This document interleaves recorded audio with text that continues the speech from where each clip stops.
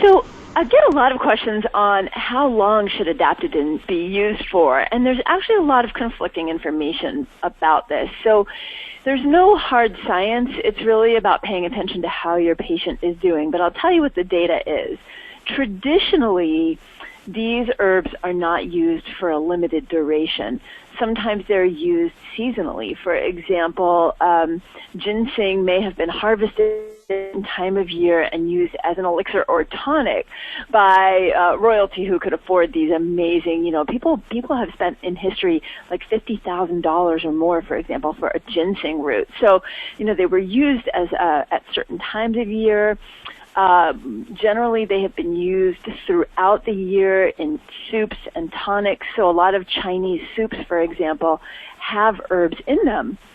And some of those are adaptogens. And those are used as a general tonic throughout the year, maybe taken as a little bit of a broth on a daily basis or on a weekly basis. In Ayurvedic medicine, many of these herbs are used as daily or frequent or regular tonics. So ashwagandha may have traditionally been prepared with a little bit of cinnamon in some ghee and milk and taken before bed, for example, as a relaxing tonic. So they have been used for very long durations or even as a daily part of the regular diet, if you will. Studies on adaptogens typically show benefit within 2 weeks, and the duration of use is up to 12 weeks in the studies. It doesn't mean they can't be used longer. But what we do know is that if you're not seeing some benefit after a couple of weeks, it's probably not the best adaptogen for you or for your patient.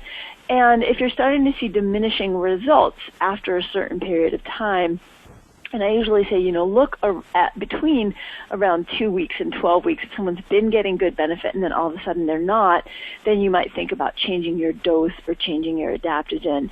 And then recent data actually suggests there may be benefit from using single doses of adaptogens used as simples, meaning you're just using one adaptogen at a time, and using it for more like pulse dosing.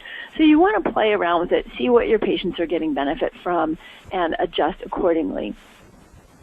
Now, before I jump into my first adaptogen that I want to talk about, which is rhodiola, I want to give you a little bit of a kind of background information on how to pick adaptogens. As you'll see throughout the data that I'm going to talk about today or kind of expose you to, because I'm not going to get into the detail of every study because there are so many, you'll see that there are a lot of core commonalities in how the adaptogens work. Harkening back to what I said earlier, is they're amphoteric, and they also have some general benefits, non-specific benefits in the stress adaptation system, so in your stress response or your HPA axis. So all of the adaptogens have some crossover benefits. They're all going to be beneficial for blood sugar regulation. They're all going to be beneficial for a dysregulated HPA axis response. So they're all going to be beneficial for dysregulated cortisol, whether you're in adrenal overdrive or you've reached an exhaustion phase, which your brain is having your stress response system pull back. They're all going to be beneficial for immunity, non-specific immunity. They're all going to be beneficial for anxiety and depression. So you're going to see a lot for performance. They're all going to be beneficial. However, each of the adaptogens has its own sort of flavor, both literally and metaphorically. Some are known to be more stimulating. Some are known to be more relaxing. And then what we also are learning within that is that there appears to be dose response regulation. So for example, some of the adaptogens, you'll often hear in your clinical practice that someone took an adaptogen that was meant to be relaxing, but they got a stimulating effect from it, or conversely, it was meant to be stimulating, but they got a relaxing effect for it. Ginseng, which I'm not going to talk a lot about today as a specific adaptogen, but is a classic example. When we think of ginseng, what do we think about? We think about something that's very energizing, something that's very boosting. But interestingly, in some traditional Chinese formulas, it actually appears in formulations that are beneficial for sleep, cognitive overstimulation and relaxation. So you get a dose-dependent response at unexpected dosing ranges, and that may actually vary per individual.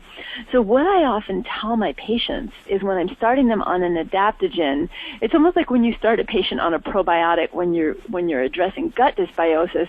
Sometimes the results are almost like a test in themselves, right? So you can give someone a probiotic and they can get more bloating and more distension, more discomfort, and that can be indicative that they have SIBO. Similarly, sometimes when you start a patient on an adaptogen, it gives you more information.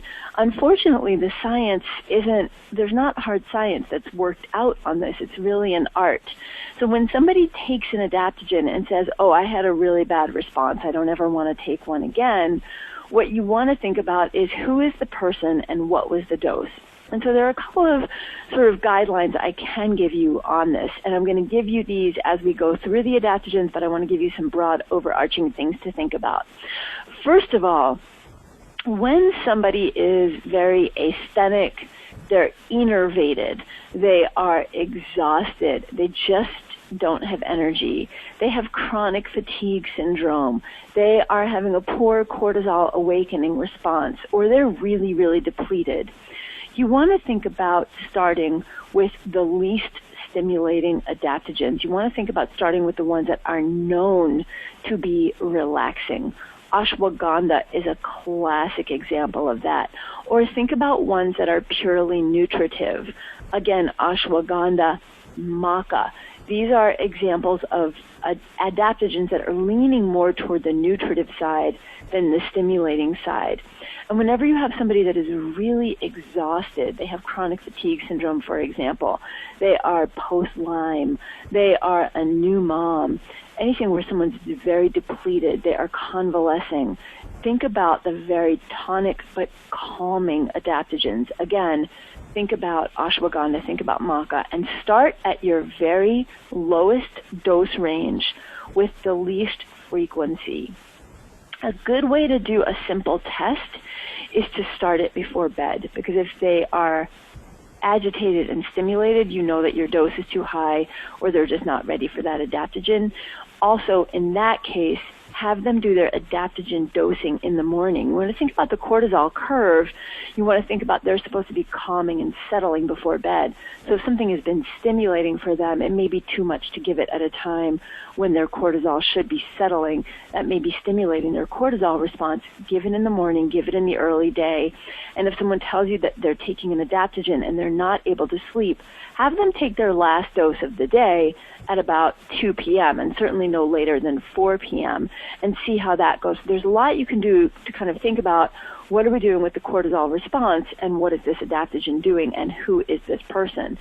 Similarly, if you have somebody who is extremely overstimulated, you want to be thinking along the same lines, right? You've kind of got a biphasic curve in a way, or I would say a biphasic distribution here, where you're most stimulated and you're most exhausted people you want to be thinking about with special care using adaptogens. For the rest of us who are just a little bit tired or getting sick a little more often than usual but aren't at the extreme ends of those curves, you can think about really kind of starting anywhere, but always start low and go slow. So let's talk about rhodiola to start.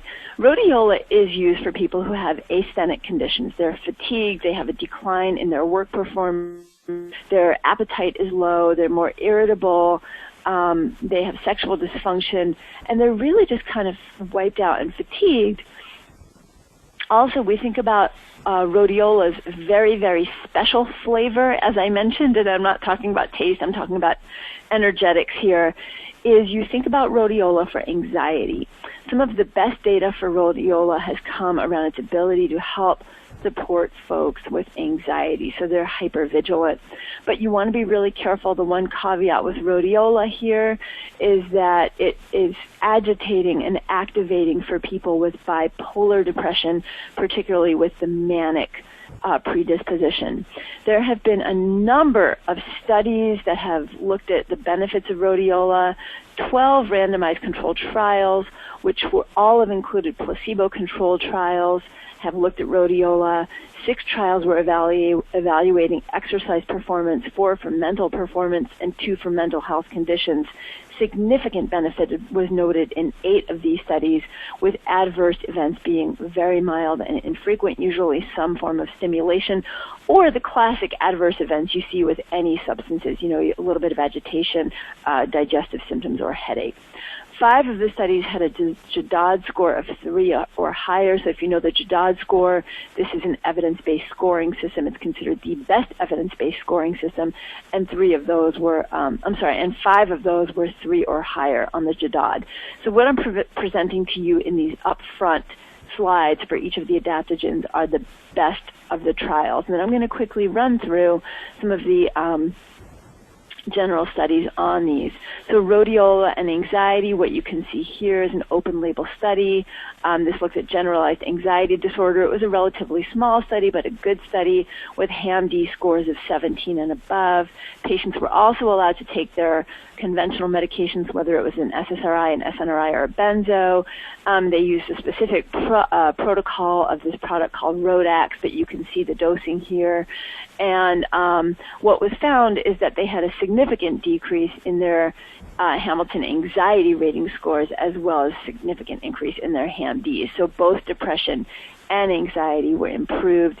And the importance of this study isn't so much that they were taking their SS, and you can look at it and go, well, yeah, they were on their pharmaceutical, but these are patients who got a significant benefit over other patients who were on the pharmaceutical, and it answers a really important question that a lot of patients ask and a lot of practitioners ask is, can I take these while I am on my conventional medications? And this study shows you the answer to that is not unqualitative, but yes, of course, you want to be careful anytime you're combining any supplements and pharmaceuticals, but this is a really positive study showing that even for patients taking those, they got a benefit. And what I usually do in this case is start my patients on an adaptogen and then slowly wean them off of the pharmaceutical over usually a 6 to 8 week period. Another study looking at rhodiola and mental performance, mental fatigue. This was a study looking at 56 healthy physicians. For those of you who are in healthcare and medicine, you know that a lot of medical errors are occurring because physicians are fatigued, particularly on night duty. This showed an improvement in mental performance tests for 56 physicians on night duty. I'm not going to go over each study because we'd be here for an entire, afternoon or day, which would be really fun. But I want to just give you a sampling and show you that the data is here. You can feel confident and go through this data on your own. And you've got the studies at the end of the slides. If you're like me, I like to look up the trials and see what they're about. And you can find them all in PubMed. Another study looking at Indian students who were studying in a foreign country. So looking at high stress and just adaptive performance. And this one showed physical activity, physical state activity level, and mood improvement, and pretty significant ability to have greater adaptability. Another study looking at exercise performance. This was looking at limb movement speed, visual reaction time. There are also studies that look at VO2 scores, looking at oxygen performance, exercise performance in relationship to oxygen measures in various of the adaptogens. Here's one looking at exercise-induced inflammation and muscle damage. When you look back at that original U curve, as I mentioned, that Yerkes-Dodson curve, one of the things we know is that athletes can experience a tremendous amount of inflammation, muscle damage, and increased sickness after a period of performance. And one of the big push areas for the Soviets back in the early days of studying these adaptogens in the 40s, 50s, and 60s was to actually get better exercise performance out of their athletes and endurance out of their military. And what we see here is that you can get improvements in CK after intense exercise. And we want to think about that for our patients, not just with exercise, but anyone who is experiencing muscle breakdown, high performance stress in any area, but then certainly for athletes. We want to think about the adaptogens for supporting them. And again, I want to reiterate, the goal here is not to help people push harder and push longer. The goal is to help people adjust their lives so they're not having to do that, but to help them heal during those times that they do have to. But for all of us, our lifestyles do require us to push harder and longer with less rest than our ancestors. So this is really great for just repair and for maintenance. There are some more studies looking at rhodiola and depression, significantly beneficial outcomes. You look at a HAM-D score here from 24 down to 15, really statistically significant. And that's really important, whereas the placebo group went from 23 down to 16, so a much bigger drop. And we know that with depression studies, you're going to get a pretty significant placebo score. So this is above and beyond the placebo score, and also improvements in Beck Depression Inventory on this for insomnia, emotional instability, and somaticization. So I'm going to go past the rhodiola onto the next adaptogen in the interest of time. You've got these. This is another study looking at Pine's burnout scales. You can see that there's some substantial studies here supporting the use of rhodiola for anxiety and depression, performance, cognitive support. Here's one looking at rhodiola and fertility, and what I mentioned to you earlier is that these cross over, and the beauty of these adaptogens is they are relatively nonspecific, but here's a study looking at rhodiola and fertility, and if you think back what I said to earlier in the talk, when we have HPA axis dysregulation, we get that cortisol steal and we get hormonal dysregulation. And here's an example of how an adaptogen can cross over into supporting many functions at once. Here's rhodiola safety and dosing. You can look at that on your own. The clinical trials use products that are standardized to 2 to 3% Rosavan and 0.8 to 1% salidroside. That doesn't mean that products that are not standardized are not excellent products when you're looking at really good quality supplement companies like Herb Farm or Gaia Herbs. It just means that that's where the studies are, and if you feel more comfortable using those, then you want to look for products that are standardized. And again, the caveat, be careful in patients with bipolar, especially with a manic presentation or manic tendency, and you want to be careful with patients with hypertension. Now, these are not, again, proven safe in pregnancy, so if you're using any of the adaptogens for fertility, which you can do, you just want to discontinue when the woman thinks that she has become pregnant, or if she's missed a period, that's when you go ahead and discontinue. Eleutherococcus, again, all the wonderful support that we have in general for the HPA axis dysregulation.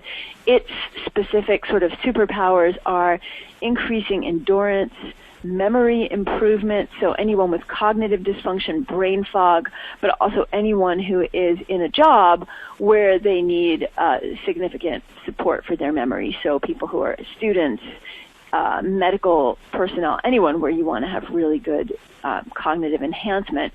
Immunologic enhancement, so getting sick less, fewer visits to the doctor's office. Also someone who has a predisposition to viral flares, so HSV or EBV, for example, Epstein-Barr virus, and then overall sense of well-being. This is just a quick note looking at Norm Farnsworth is sort of considered one of the, he's probably considered the father of modern pharmacotherapy, pharmacognosy. He passed away some years back, but he was actually skeptical of the benefit of adaptogens. So he did a review of over 2,100 human subjects in multiple clinical trials, ranging in age from 19 to 72%, and did find, in fact, that in his meta-analysis and review of studies, that there were increases across the board for adaptogens, but particularly for Eleuthero, with increased ability to accommodate to adverse physical conditions, improvement in mental performance, and enhancement of quality of work under stress, which is pretty much everybody these days, so really important to think about. Here are some studies looking at particularly Eleutherococcus. Eleutherococcus used to be called Siberian ginseng, by the way. So if you're familiar with the term Siberian ginseng, it was miscategorized as a ginseng. It's actually Eleutherococcus senticosus, and we call it Eleuthero for short. So that's what I'm referring to here if you're familiar with that old nomenclature. Here's a study showing benefits of a double-blind study to look at genital herpes in a nice size trial of 93 men and women, showing after 3 months duration, reduction in severity and duration, frequency of outbreaks compared with placebo, benefits with common colds. This was a proprietary product called Jang, which also included an andrographis, which is not an adaptogen, but another herb to know to combine with really beautiful benefits for reduction in not only frequency and duration, but also symptom treatment, and you can also combine it with echinacea, although the andrographis Eleuthero combination was more effective. Here is another nice randomized double-blind placebo-controlled study with a parallel group to look at Jang for the treatment of upper respiratory infections, also very beneficial. Another number of studies on influenza, general immunity, and then when we switch gears here, we're looking at reduction in inflammation for osteoarthritis. Again, this is a double-blind, randomized, placebo-controlled study, 57 patients with OA of the knee, ranging in 43 to 73 years of age. Pain significantly reduced with the use of Eleutherococcus. So you can use this alone, but you can also think about it combining it with other herbs. Rehmannia is one that was used in this trial. Rehmannia is a Chinese herb that is used a lot in liver formulas, but it's a fabulous anti-inflammatory, but I often use it in combination with enzymes and proteolytic enzymes and curcumin, one of my big go-tos for inflammation. Another thing to think about it is with SAMe for knee osteoarthritis. Nice data. You can use these all in combination. Eleutherococcus here just to show you, again, these multi-system benefits for exercise performance is what we're seeing here. So already, I'm just going to flip back. We've got osteoarthritis and inflammation. We've got all these benefits for cold, flu. Here's exercise performance, more exercise performance. And then here I was mentioning earlier the cardiorespiratory fitness, looking at VO2 measures. We see that here with exercise. Here we look at psychological stress and improvements in psychological stress using ADAPT scores. And so, you know, what I really want you to see here is not so much the details of these trials, but again, this profound impact of the HPA axis on multi-systems. And think about this in your patients, right? Your patients who are coming in, they're marathon runners, they're health professionals, they're busy parents who are working jobs, and they're seeing these multi-system impacts. These are herbs that you can use for multi-system benefits. Here's looking at the effects on chronic fatigue syndrome, which we don't have a lot of great support for in conventional medicine. We really have antidepressants. We have, you know, sort of palliative treatments, but we don't have support that can actually reduce fatigue and at the same time boost the immune system and reduce inflammation. So really powerful to think about. Here's some other supports, some non-circulatory, neurocirculatory hypotension. You want to think about POTS syndrome, patients with histamine intolerance. We see a lot of women with these sort of non-specific conditions, right? We can't put a disease diagnosis on it, but they're coming in, they're fatigued, they're depressed, they're anxious, they have low blood pressure, they're getting dizzy. I know probably a lot of you are nodding your heads going, what do I do with these patients who are dizzy all the time? They're having low blood pressure. You can use licorice, but if you're afraid to use licorice because of some of the effects of licorice on hypertension, but you're having patients who are dizzy, think about Eleuthero as an alternative. Think about the adaptogens in general. Safety and dosing, you've got your dosing here. This is sometimes standardized to eleutherocytes B and E, again, does not have to be, and very, very safe herb. I do pay special attention to patients with hypertension with all the adaptogens, so I'm not going to keep repeating that, just kind of seal that in, but you're not as likely to see it. You're really mostly likely to see that with rhodiola and ginseng, less likely, but you want to just keep it in mind here. ashwagandha, one of my favorite herbs. In 2000, remember we had the whole millennium, people were freaking out, and I got interviewed by one of the big integrative, like alternative health over-the-counter magazines. I think it was, I don't even remember, it was just one of the big ones, and Prevention or Herbs for Health or something, and they said if we could put one herb in the American water system, what would it be? And for me, it was ashwagandha. It is considered a rasayana herb in Ayurveda, which means it's a princely herb. It's thought to increase vitality, longevity, prevent disease, relieve nervous exhaustion, relieve that asthenic kind of fatigue, anxiety, insomnia, supports memory, inhibits brain inflammation or brain aging or cognitive decline, supports regeneration of neural tissue, arthritis because of its anti-inflammatory effects, and also GI disorders. And you think about when I mentioned things like IBS, but also IBD, when I talked about earlier HPA axis disruption of gut because of that diversion of blood flow away from the gut, but also disruption of the microbiome. Numerous studies supporting the use of ashwagandha for anxiety. Here we see one with a Beck anxiety inventory decreased 56.5% from baseline. Here we see an interesting study looking at hypercholesterolemia. Now remember, we talked about the impact of the HPA axis on metabolism, and what happens is when you get that big rush of sugar because you're under chronic stress, but you end up with insulin resistance because your pancreas decides it gets tired of pumping out insulin to respond to stress, dysregulation of your sugar all the time, or peripheral insulin resistance. That crosstalk in your brain gets impacted, making you crave and eat more sugar. And what happens when you've got all this sugar lying around? Well, your body is wise. It doesn't want to keep sugar circulating in your bloodstream all the time, and we store it as triglycerides, and we mop it up and store it as cholesterol. So really important, another really interesting activity. Here we see benefits of osteoarthritis. Ashwagandha is one of my go-to herbs, along with curcumin, for back pain, osteoarthritis, and general musculoskeletal discomfort. Again, another study hearkening to the blood sugar dysregulation that happens in the HPA axis. We see ashwagandha and diabetes. Probably not an indication you usually think of when you think of ashwagandha, but really important. Again, enhanced immunity. Here we see it with other herbs, including ginger, licorice, and holy basil, which is the oxymum sanctum, which are a number of adaptogens, and then cardamom as well. So we want to think about using these adaptogens. Again, you can pick and choose.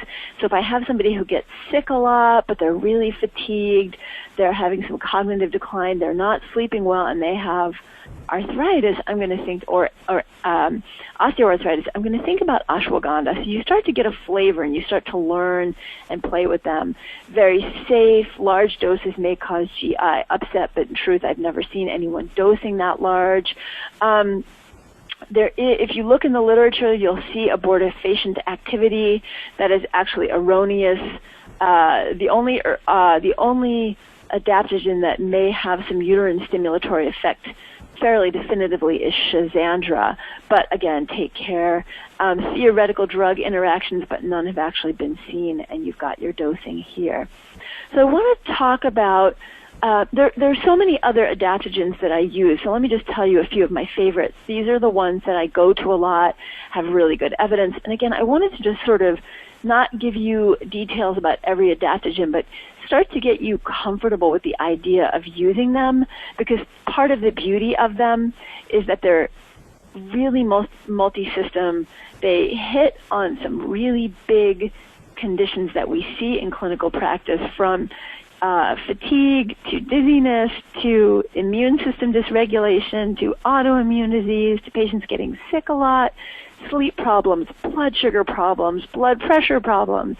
So important. So I wanted to just have you start to think about them as go-to herbs, have you start to get curious about them and learn more about them. There are a couple of books on the market if you want to read more.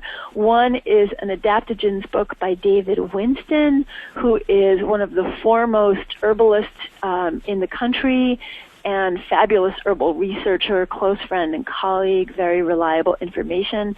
And another is a book called Adaptogens by Donald Yance. It's Adaptogens in Medical Herbalism. The David Winston one is a little bit more accessible. It's less textbooky, but really a fun read. And the Yance one is more of a kind of a library desktop reference, but also fabulous with just thousands of scientific references in them. If you're more interested in the safety aspects, the Botanical Safety Handbook is a fabulous reference as well. And you can look at the references I have for specific articles at the end of the slides here. When I use adaptogens, I am using them, as I shared with you earlier, in conjunction with lifestyle support, sleep hygiene, meditation, yoga, mindfulness, helping my patients to figure out what their priorities are in life so that they're actually taking some things off of their plate, looking at what their big stressors are. And I'm also using them in conjunction frequently with a category of herbs called nervines. These are not adaptogens. The adaptogens can act as nervines. The nervines are not adaptogens. So some of my favorites that I'll share with you are St. John's wort, over hundreds and thousands, I want to say over 7,500, I want to say, individuals in trials looking at the benefits of St. John's wort. You can do a quick Cochrane database search, or you can look in Natural Standard or Natural Medicine's comprehensive database for data, but equally effective to your SSRIs with none of the side effects. You have to be careful with a few herb-drug interactions, but they're very minimal, and great for patients with depression as well as anxiety. Lavender, excellent for anxiety. There are some products on the market. The one that I have, that I go to frequently is called Lavella, and that's a proprietary product. I have no investment or interest in it, but it is the one that has been used in clinical trials for studies. Great for test anxiety, performance anxiety, but also generalized anxiety disorder, and also for sleep taken before bed. Passion flower and valerian for sleep and general anxiety.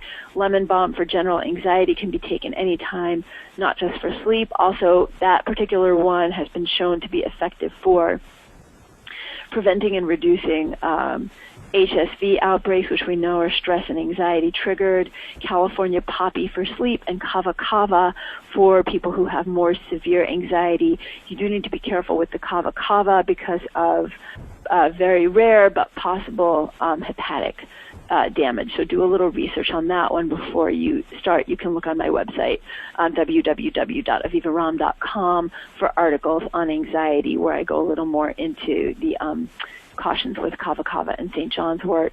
And then here you have some of the nutritional supplements. We want to think about supporting, making sure our folks are getting enough B-complex. We know that probably, according to the World Health Organization, about 75% or more Americans are deficient in magnesium, so getting some magnesium on board. 5-HTP when there's a lot of anxiety. Phosphatidylserine as well as phosphatidylcholine for supporting HPA axis dysregulation. We want to think about our patients' SNPs. Do they have a COMT SNP that predisposes them to more anxiety and difficulty metabolizing their catecholamines, as well as methylfolate with an MTHFR SNP to make sure they're able to support their methylation and reduce stress and anxiety that way. There are some great products with GABA, L-tyrosine, L-theanine, and inositol. One that's not on this list as well to think about that I'm going to wrap with is vitamin C. We know that vitamin C gets depleted when you have a chronically activated stress response, and replenishing it can help restore reserves in the adrenal cortex as well, where it gets used during the stress response. So I am going to stop there. I've given you a ton of information. I hope I have, if anything, piqued your curiosity, reminded you to really give attention not just to giving supplements, but to fortifying our patients' lives with reminders to hit the pause button, to take care of themselves, to put their oxygen mask on, not let themselves get depleted, but to really live replenished lives, and to use the adaptogens to help replenish their adrenal reserves, to replenish their stress response system back to not hypervigilant, back to a more calm response, and to live well and use the herbs and supplements as a support to that, not instead of that. Thank you so much for your time, and I hope you've enjoyed this talk. Thank you, Dr. Ram. That was a terrific presentation. And just for additional educational materials, we'd like to encourage you to visit our website, www.gdx.net. On this site, you'll find sample reports, kit instructions, and other information for all of our profiles. And after taking advantage of the materials found on our website, feel free to contact client services with your questions. You'll see a number on the slide for US and UK customer service. Additionally, please call client services if you need assistance in setting up a MyGDX account. We also offer complimentary appointments with our medical education specialists to answer questions related to our testing, including choosing the right test and reviewing patient test results. And finally, we'd like to encourage you to look for upcoming webinars on www.gdx.net. Next month, we have Dr. Melanie Dorian, who will be presenting on weight management, hormone imbalance, and nutritional insufficiencies. And thanks again, Dr. Ram, for a superb presentation. My pleasure, Michael. Thank you so much for having me. Absolutely. Bye-bye now.